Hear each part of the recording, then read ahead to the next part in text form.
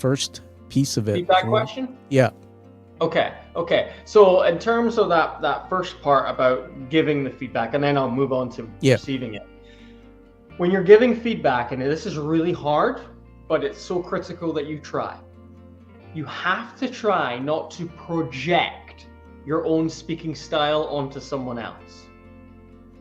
Because you have to understand that they are their own person. They have their own style, their own way of doing things. And your job is not to make them like you. Yet, I've been to a lot of Toastmaster clubs like you as well, Tom.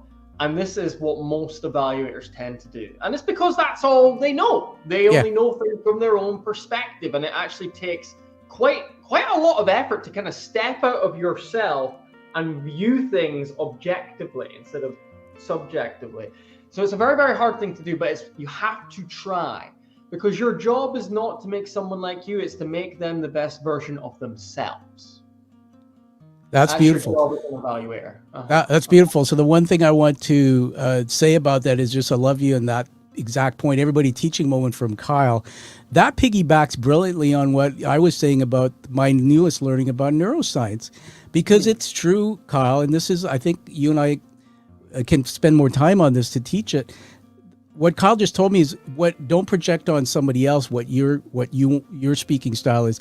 But that's how our brain operates. When I hear Kyle, it goes in, and then what comes out is actually what I want to see because that's what I'm comfortable with. Amazing. Let's flip over to the next part of the question. My brain lost it, but you probably still have it. Receiving feedback. I think receiving feedback. You mentioned, Tom, for your TED Talk, that you got lots of feedback and it was perhaps a little bit overwhelming, and did you not know which feedback to listen to, which feedback to discard? Confusing, man. So much. And your kind of compass when you're getting lots of feedback coming your way is who you are as a speaker. So if you know who you are and what you want to portray, then you can cherry pick the feedback that aligns with that vision that you have for your speaking and for what you want it to be and what will aid your message. And that's the other part of it as well. Who you are, but also what will help project your message more powerfully. You know? Oh, that's brilliant. So I'm just going to play back something on that what we've heard from Kyle is, pick the feedback, and, everybody's feedback is going to be different, of course. One of the things I learned, Kyle, from TED is I had so much feedback. They actually told us in the coaching team, because there was multiple coaches who would listen to us, that it's going to be overwhelming. However, I learned in the corporate sector when I was in business as a CEO, I had to run a company where they brought out, you might be interested in hearing about this. Yeah, absolutely. Or maybe not. You'll go to the fridge in a minute and I'll have to get you. That's my dark humor. And they say I laugh at things that I aren't supposed to laugh at. So, and then I say things and people laugh later and I'm just having a party in my head. So, but back to that, there's a book called The Oz Principle, and it's all about giving and receiving feedback based on the Wizard of Oz. And we implemented across this major company internationally. And most people in the business unit I was in my teams didn't know how to give and receive feedback. And so here's the one thing I was left with, Kyle. Feedback is a gift. It's not that you agree with it, but it's whether you receive it and reflect on it.